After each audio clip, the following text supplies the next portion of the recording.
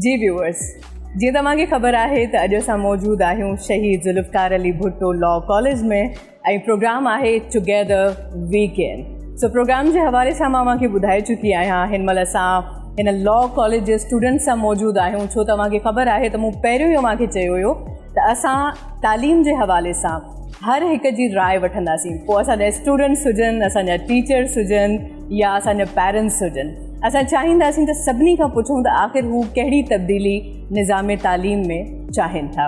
सो कुझु स्टूडेंट्स मौजूदु आहिनि, मां चाहींदसि त उन्हनि सां कुझु असांजी कचहरी थी वञे त जीअं तव्हांखे ख़बर पए त असांजा ही जेके स्टूडेंट्स आहिनि उहे हिन महिल कहिड़े पासे ॾे वञनि पिया ऐं आया हू पंहिंजे तालीमी निज़ाम सां सेटिस्फाई आहिनि या न आहिनि। अस्सलाम वालेकुम। वालेकुम अस्सलाम। कैसी हैं आप? अल्हम्दुलिल्लाह। ठीक ठाक है? पक्की बात है? ओके, आपका नाम क्या है? महजबीन अली। महजबीन।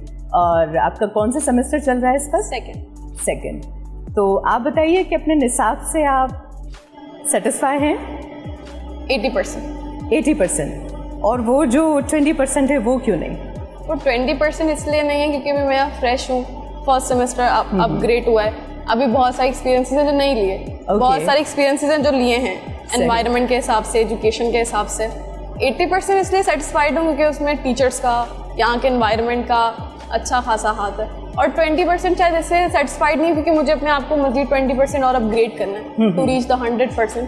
सो दैट इज इट। ओके, दुनिया में देखा जाता है कि हर साल या कुछ सालों के बाद निसाब बदलता है, लेकिन हमारे यहाँ हम मुझे लगता है कि एक पैटर्न के तहत चलते हैं और साल चलते रहते हैं।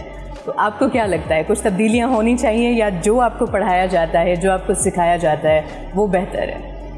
प्रैक्टिकल एनवायरनमेंट, मतलब एक थ्योरेटिकल एनवायरनमेंट होता है जो हम स्टार्टिंग से लेकर एंड तक उसको फॉलो कर रहे होते हैं। बिल्कुल, थ्योरी ही होती है। एग्जैक्टली, एक थ्योरी कभी इतनी अपग्रेड नहीं हो सकती या फिर इतनी इन नहीं हो सकती दिमाग में जितना एक प्रैक्टिकल व्यू या प्रैक्टिकल साइड दिमाग में इन हो जाता है। तो मेरे हिसाब से अगर आप मतलब ग्राउंड फ्लोर से रीच करे होते पीक पर, तो उसके लिए आपको ना प्रैक्टिकल एनवायरनमेंट चाहिए होती है। तो ये हमारे एजुकेशनल सिस्टम में कहीं कहीं है और कहीं कहीं नहीं है, तो वो प्रैक्टिकल एनवायरनमेंट चाहिए स्टार्टिंग से लेकर। सो आप मुझे बताइए कि लॉ साइड आपने चूज़ की थी? ये मेरा पर्सनल पर्सपेक्टिव था, मेरा पर्सनल व्यू था। मतलब ये मेरा पर्सनल व्यू इसलिए था क्योंकि मुझे ना एक ह्यूमन एम्पावरमेंट या एक अथॉरिटी चाहिए थी। Not being an independent solo perform करना है उसके लिए नहीं, एक अथॉरिटी चाहिए थी क्योंकि एक लड़की नेशन रन कर रही होती है। तो मुझे अपने लिए वो अथॉरिटी चाहिए थी कि मुझे ना खुद को अपग्रेड करना है। तो लॉ इसलिए क्योंकि ये समहाउ डिफरेंट और आप इसमें बहुत सारी चीज़ें फेस कर रहे होते हो। आप इसमें माहौल को फेस कर रहे होते हो, आप अपोजिट जेंडर्स को फेस कर रहे होते हो, आप क्रिमिनल साइड को फेस कर रहे होते हो, आप अपने राइट्स को देख रहे होते हो कि मेरे पास ये स्पेसिफिक राइट्स हैं, I can run, I can move. तो मुझे इसलिए लॉ की तरफ। सही।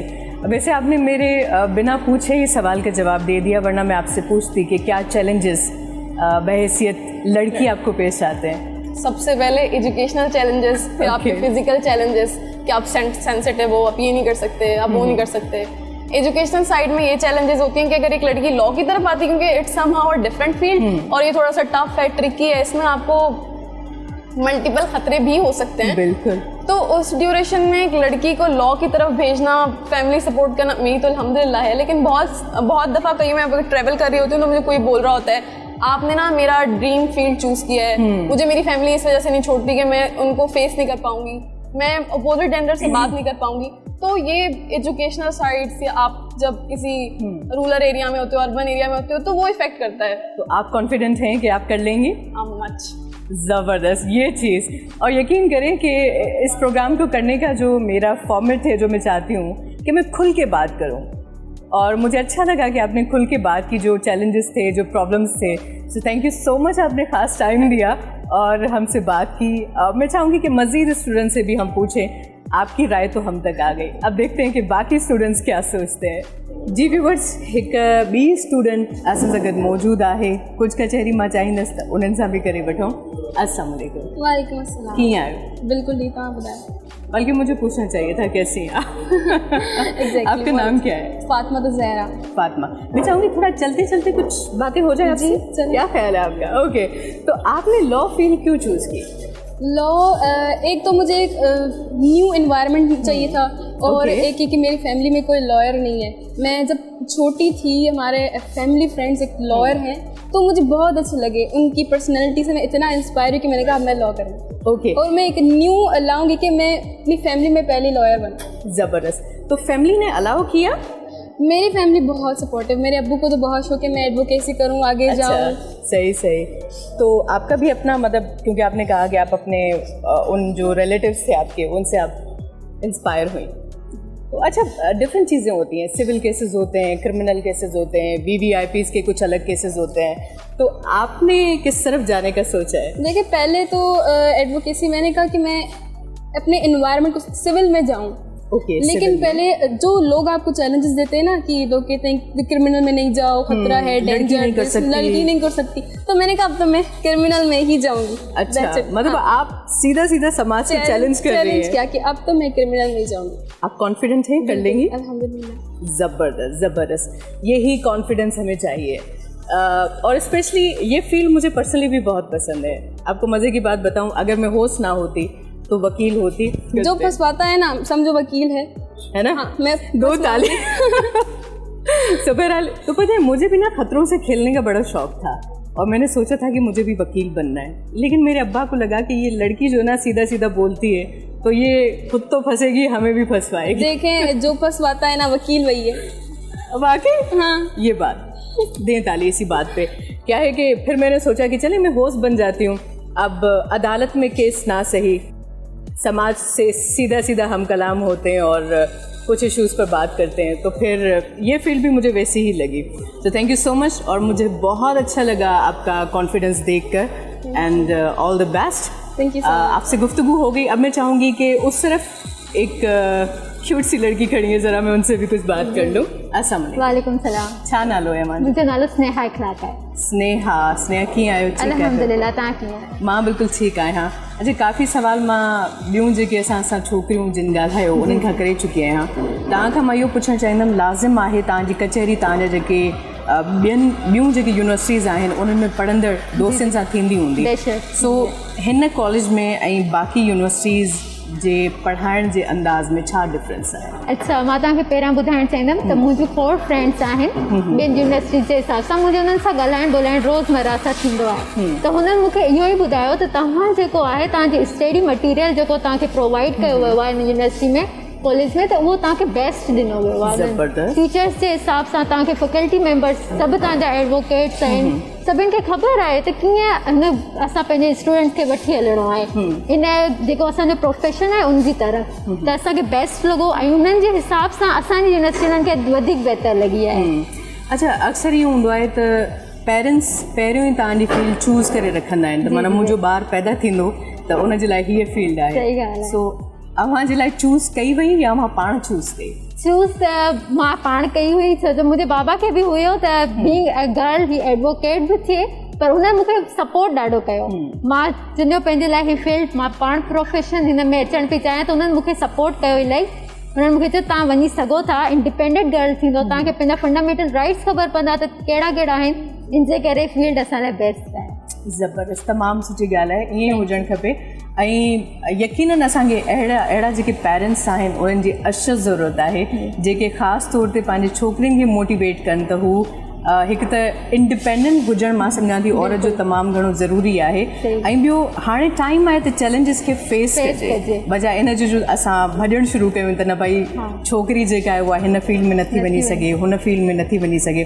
अच्छा, चैलेंजिस खां त पहिरियों मां आगाह हूंदियूं, सो चैलेंजिस त फील्ड में अचण खां पहिरियां बि ॾिठासीं, हाणे बि ॾिसूं था, बसि फेस करणु माण्हू खे अचणु खपे, त हुनखे विलिंग पावर हुजे फेस करण जी।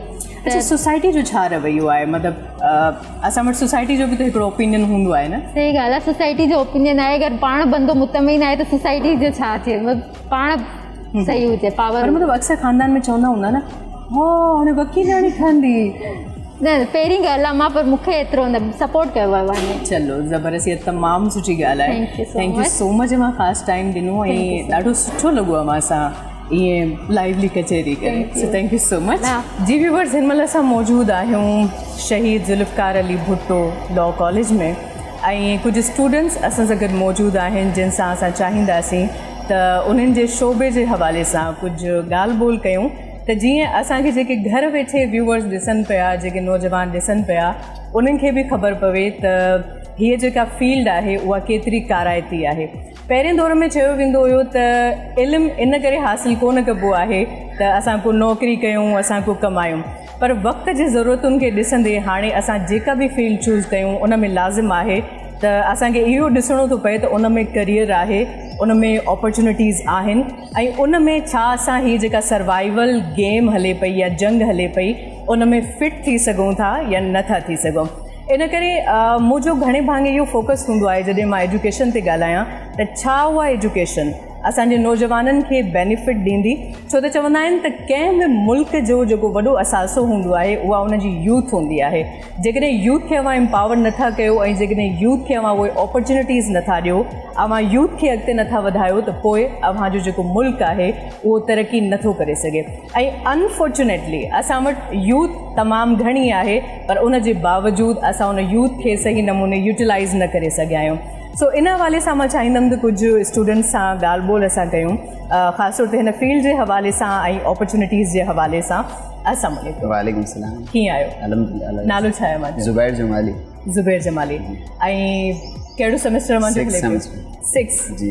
केतिरा सेमेस्टर्स आहिनि टोटल? 10 हूंदा आहिनि ऐं 6 थी विया आहिनि, बाक़ी 4 रहनि था सर। अच्छा, सो हिननि 6 सेमेस्टर्स में अव्हांखे छा सिखण लाइ मिलियो?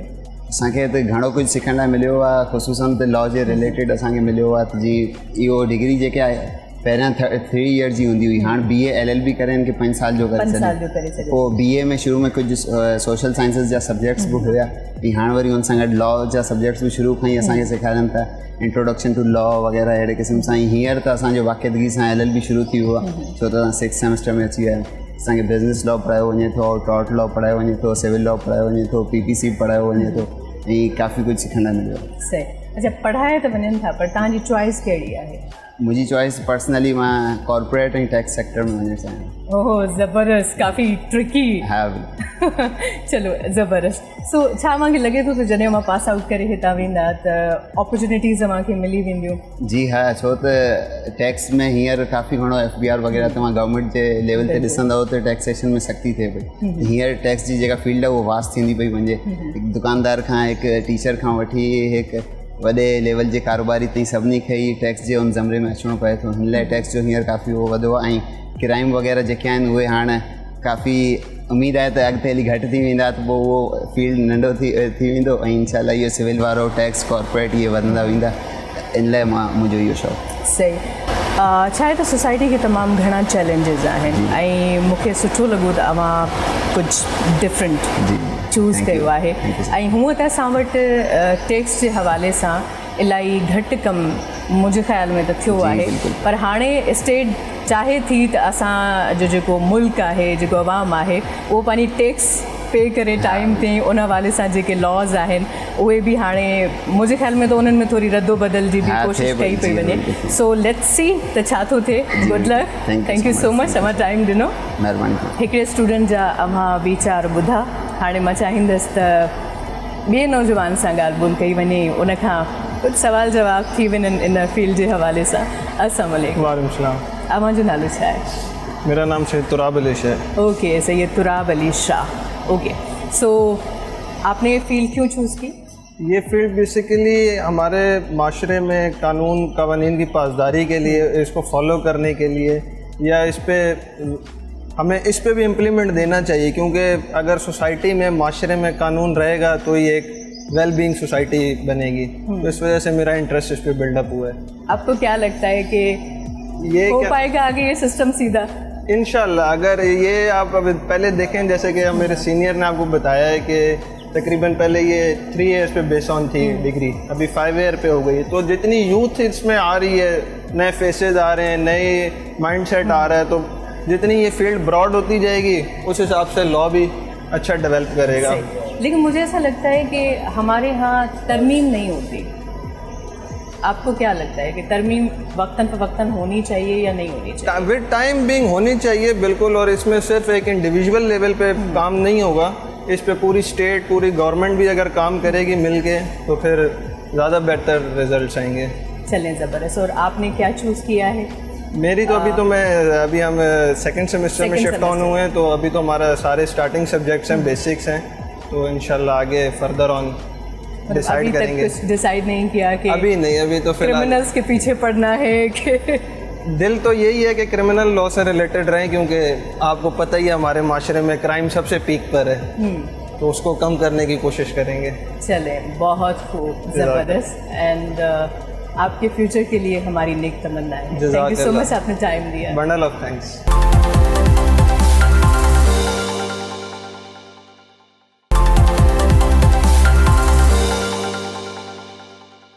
जी व्यूवर्स, प्रोग्राम टुगेदर वीकेंड में वरी अव्हांखे भली कार चऊं था। ऐं मां शुरू खां वठी हिकिड़ी ॻाल्हि कयां पई त असांखे गॾिजी सिखणो आहे, गॾिजी असांखे हिन समाज खे बहितर बणाइणो आहे ऐं गॾिजी असांखे ग्रो करिणो आहे, छो त समाज जेसि ताईं ग्रो न कंदो तेसि ताईं उहो समाज बदिलजी नथो सघे। हिन महिल असां जेकॾहिं दुनिया जे ॿियनि मुल्कनि जो ऐं पंहिंजे मुल्क जो असां हिकिड़ो कंपैरिजन कयूं या सिंधी में चवां त भेट कयूं, त असां उन भेट में अचूं ई कोन था, छो त असां वटि घणा मसइला आहिनि, चाहे उहे एजुकेशन जे हवाले सां हुजनि, लॉ जे हवाले सां हुजनि या ॿिया जेके मामलात ज़िंदगी आहिनि उन्हनि जे हवाले सां हुजनि, त असां इलाही पोइ ते पियल आहियूं। इन करे मूं सोचियो त असां हिकु अहिड़े थॉट खे खणी अॻिते वधूं जंहिं ज़रिए असां आम माण्हुनि ताईं बि पंहिंजी ॻाल्हि पहुचाए सघूं ऐं जेके आला उहिदेदार आहिनि, जिन वटि इख़्तियारात आहिनि, उन्हनि ताईं बि पंहिंजी ॻाल्हि खे असां पहुचाए सघूं। इन करे असां सभ खां पहिरियों जेको शोबो चूज़ कयो उहो चूज़ कयो लॉ, छो त कानून आहे त सभु कुझु आहे, जेकॾहिं कानून न आहे त पोइ मां सम्झां थी हर शइ जेका आहे उहा बेबुनियाद आहे। सो हिकु बहितरीनु शख़्सियत असां सां गॾु मौजूदु आहे जिन सां असां कचहरी कंदासीं। ऐं ज़बरदस्त जेका ॻाल्हि आहे उहा इहा आहे त उन शख़्सियत हिन ई कॉलेज मां पास आउट कयो आहे ऐं माशाल्लाह हाणे हिन ई कॉलेज सां लाॻापियल आहिनि। सो भली कार चवां थी अब्दुल रज़ाक जोखियो साहब खे। अस्सलाम वालेकुम। वालेकुम सलाम रहमतुल्लाह। अल्हम्दुलिल्लाह, शुक्र अल्हम्दुलिल्लाह। वॾा मुंहिंजा अवां पंहिंजो कीमती टाइम असांखे ॾिनो। मां सम्झां थी त उस्तादनि जो टाइम ॾाढो कीमती हूंदो आहे। बिल्कुलु ईअं भली car. Sir thank you so much, thank you so much. Sir काफ़ी असांजी टीचर्स सां कचहरी थी चुकी आहे जिन में मूं काफ़ी उन्हनि खां सवाल कया। सो अवां खां मां इहो ॼाणणु चाहींदमि त लॉ एजुकेशन जी अहमियत केतिरी आहे ख़ासि तौर ते हिन दौर में? लॉ जी डेफिनेशन इहा आहे जेको रेगुलेट करे पर्सन जे एक्शन्स खे, उन जे ऑब्लिगेशन्स खे, उन जे राइट्स खे। बेसिक थीम इहा ई आहे। हिकु शख़्स जॾहिं पंहिंजे हुकूक खां ऐं फ़राइज़ खां आगाह हूंदो आहे तॾहिं उहो सस्टेन कंदो आहे, सर्वाइवल कंदो आहे सोसाइटी में, ऐं उहो पंहिंजी ज़िंदगी खां बाख़बर बि रहंदो आहे। मूंखे ख़बर आहे त मूंखे कीअं ज़िंदगी गारणी आहे, गुज़ारणी आहे, ऐं छा वठिणो आहे, छा ॾियणो आहे। सादा सवली ज़िंदगी में इहो ई आहे त इहो त हर इंसान जे लाइ लाज़मी आहे, अकॉर्डिंग टू नेचर आहे, फितरत जे मुताबिक़ आहे। हर थॉट इन में सोशली, पॉलिटिकली, रिलीजियसली इन ते अवेयरनेस ॾिए थो, इन ते ताक़ीद करे थो त जहिड़े सोसाइटी में रहे थो उन जे लॉ जे बारे में, उन जे बेसिक नॉर्म जे बारे में, तहज़ीब जे बारे में, मसाइल जे बारे में ऐं उन जे हल जे बारे में ॼाण रखे ताकी उन सोसाइटी में एडजस्ट थी सघे ऐं प्लस में उन सोसाइटीअ खे सर्वाइवल जेकी मंज़िल आहे उन जी तरफ़ उनखे खणी हले। त हिकु बाख़बर माण्हू ई, बाशऊर माण्हू ई सोसाइटीअ में हिकु समझदार सुठो किरदारु अदा करे सघे थो, पॉज़िटिव रही सघे थो। ऐं हिकु पॉज़िटिविटी जे लाइ या एजुकेशन ऐं लॉ स्पेशली तमामु घणी ज़रूरी आहे। बिल्कुलु, तमामु अवां सुठी ॻाल्हि कई। अच्छा, अवां जो जेको ताल्लुक़ु आहे हिन कॉलेज सां उहो शागिर्दी वारे ज़माने खां आहे। हाणे शागिर्द खां पोइ वरी उस्ताद थियणु यकीनन हिकिड़ो ड्रिघो प्रोसेस आहे, हिकिड़ो ड्रिघो सफ़र आहे। सो अवां जॾहिं शागिर्द हुया ऐं हाणे मां उस्ताद आहियो त कहिड़ी तब्दीली अवां इन्हनि 10-12 सालनि में महसूसु कई आहे? इहो ख़ुशनसीबी आहे असांजे लाइ जेको असां शागिर्दी जा ॾींहं बि हिते ॾिठासीं इन माहौल में, इन बिल्डिंग में, इन्हनि उस्तादनि सां सलाड़ियल इन मुआशरे में।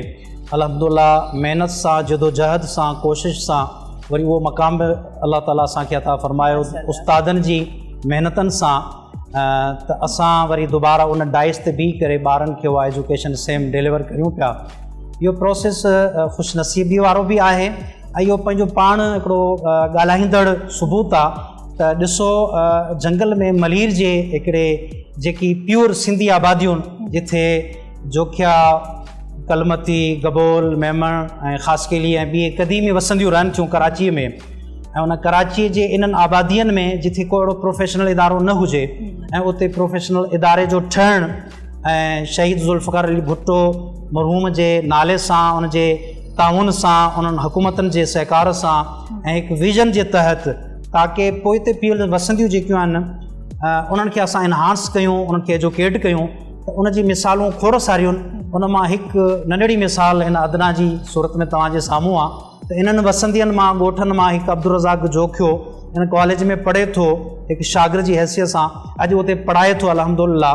ऐं काफ़ी सारा ऐं हिकु अब्दुल रज़ाक न बल्कि मां सम्झां थो हज़ारनि में अहिड़ा अब्दुल रज़ाक मुख़्तलिफ़ इदारनि में को पढ़ाइनि था, को प्रैक्टिकल लाइफ में मौजूदु आहिनि, को मुख़्तलिफ़ इदारनि में पंहिंजो सर्विस ॾियनि पिया।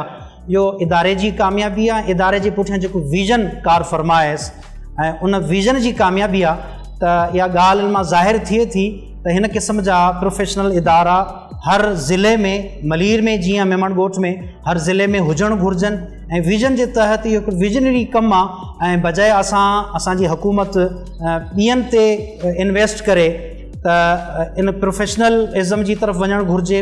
ऐं जिथे बि जेका पूरी सिंध, हाणे हीउ इदारो आहे तव्हांखे हिन ॿुधाईंदो हलां, न सिर्फ़ु हिन इदारे में मलीर जा बल्कि पूरी सिंध पाकिस्तान जा बहितरीनु शागिर्द हितां पास आउट थिया आहिनि ऐं उहो पूरे पाकिस्तान में बल्कि अब्रॉड में भी सर्विसिस ॾियनि पिया। ऐं जॾहिं उन जूं कॉलियूं अचनि थियूं, साईं सां, प्रिंसिपल साहिब सां ऐं एडमिनिस्ट्रेशन सां मुलाक़ातूं थियनि थियूं त हिकु ख़ुशीअ जो लम्हो आहे त थोरे अरसे में जेकी अचीवमेंट हिन कॉलेज पॉज़िटिविटीअ सां बहितरीनु तरीक़े सां जेको पंहिंजो नालो कमायो आहे त इहा उन तालीम जी ऐं प्रोफेशनल तालीम जी, इहो उन जे सबबु ई रीज़न सां ई जेको आहे कार फरमा थियो आहे। त इन ते मुंहिंजे ख़्याल में इहो सभिनि जे लाइ हिकु मिसाली इदारो आहे।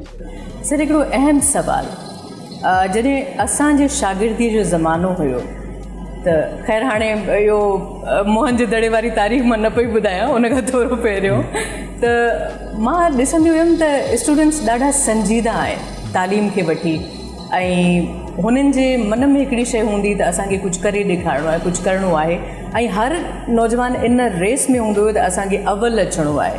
उन वक़्तु उस्ताद बि ॾाढा क़ाबिल हूंदा हुया, पर अॼु मां ॾिसां थी त नौजवाननि में उहा तालीम खे वठी संजीदगी कोन आहे। माना हाणे बसि इहो डिग्री मिली वञे, गवर्नमेंट जॉब मिली वेंदी, माना इहे रवैया मां ॾिसां पई, उन ते मुंहिंजो छा चवणु आहे? बिल्कुलु इहे रवैया आहिस्ता आहिस्ता, छो त सोशल मीडिया जो दौरु आहे, हाणे उहो पोज़ीशन होल्डर जी तरफ़ माण्हू घटि पिया वञनि, चवनि था बसि पास थी वञूं ऐं असां कंहिं न कंहिं मंज़िल ते पहुचूं। मुख़्तलिफ़ फैक्टर्स कार फरमा आहिनि जे पोयां, हिकिड़ो सोशल इशूज़ बि आहिनि, पॉलिटिकल इशूज़ बि आहिनि, एडमिनिस्ट्रेटिव लेवल ते इशूज़ बि आहिनि, इकनॉमिकल इशूज़ बि आहिनि। त हिकु सर्वाइवल एज मां असां पूरो असांजी सोसाइटी गुज़रे पई, छो त असां थर्ड वर्ल्ड में शायदि रहूं था ऐं हिकु इन जे पोयां विजनरी लीडरशिप खपे। असांजे इन मुआशिरे में डिस्ट्रिक्ट लेवल ते सम्झूं या प्रोविंशियल लेवल ते सम्झूं या असां मुल्की सतह ते सम्झूं, विजन लेस असांजी लीडरशिप आहे, जंहिंजे ज़रिए जेको नौजवान आहे, क्रीम आहे, उहो त या अॻिते अचे नथो या अॻिते अचे थो त उन्हनि खे अपॉर्चुनिटियूं नथियूं मिलनि बैलेंस लेवल ते, अगरि मिलनि थियूं त उहे न हूंदे जोड़ियूं। इन जे करे ॿियो जेको नौजवान उनखे ॾिसे थो त पोइ उहो चाहे थो या सम्झे थो इहो पंहिंजो पाण मुरादो त मां पढ़ाई सां गॾोगॾु बि अदर एक्टिविटीज़ बि कयां, जीअं मुंहिंजी ज़िंदगीअ जो गाॾो बि हले, एजुकेशन बि हले ऐं मां पंहिंजी प्रैक्टिकल लाइफ में घण रुखियाई तब्दीलियुनि में ऐं मुक़ाबलनि में पंहिंजो नालो कमायां। इहे मुख़्तलिफ़ इशूज़ आहिनि, सोशल इशूज़ बि आहिनि, पॉलिटिकल इशूज़ बि आहिनि, इकनॉमिकल इशूज़ बि आहिनि, जंहिं ते मुंहिंजे ख़्याल में सभई इदारा इन जा ज़िम्मेदार आहिनि ऐं हिकु इदारो जेको आहे उहो सिर्फ़ु इन जो ज़िम्मेदार न आहे, न ई उहो कमु करे सघे थो। इन ते सभई इदारा अगरि पंहिंजूं ज़िम्मेदारियूं निभाईंदा पॉज़िटिवली ऐं पंहिंजे स्टेटस खे ज़िम्मेदारियुनि खे सम्झंदा, मुंहिंजे ख़्याल में उहो वक़्तु दूर कोन्हे त असांजी सिंध जेकी शाह लतीफ़ जी, सचल जी, सामीअ जी, शाह इनायत शही जी सिंध हुई ऐं जेके कई सदियुनि खां इल्म ऐं हुनर जा मरकज़ रहिया, त उहो दुबारा उहो पंहिंजो विञाइल वक़्तु उहो एज वापसि हासिलु करे सघे थो। बिल्कुलु, छो त अॼुकल्ह मां ॾिसां पई त नौजवान शॉर्टकट जे चक्कर में ॾाढा आहिनि। त बसि माना 2 साल पढ़ियो, 3 साल में असां वकील ठही वञूं, ऐं अहिड़ा नौजवान काफ़ी हाणे त ख़ैर उन हवाले सां बि कानून पास थिया आहिनि ऐं उन ते बि हाणे सख़्ती कई वई आहे त जेसिताईं तव्हांखे लाइसेंस नथो मिले तेसिताईं तव्हां कारो कोट नथा पाए सघो।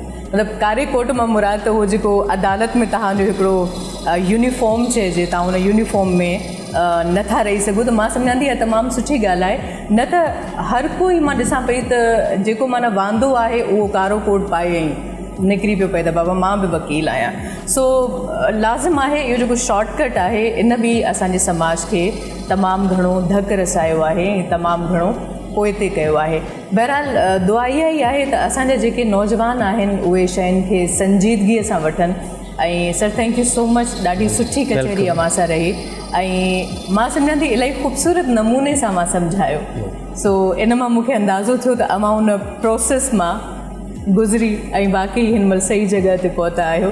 छो त जेको इंसानु प्रोसेस मां गुज़री करे अॻिते वधंदो आहे त उहो ई इंसानु कुंदन ठहंदो आहे, मज़बूत ठहंदो आहे।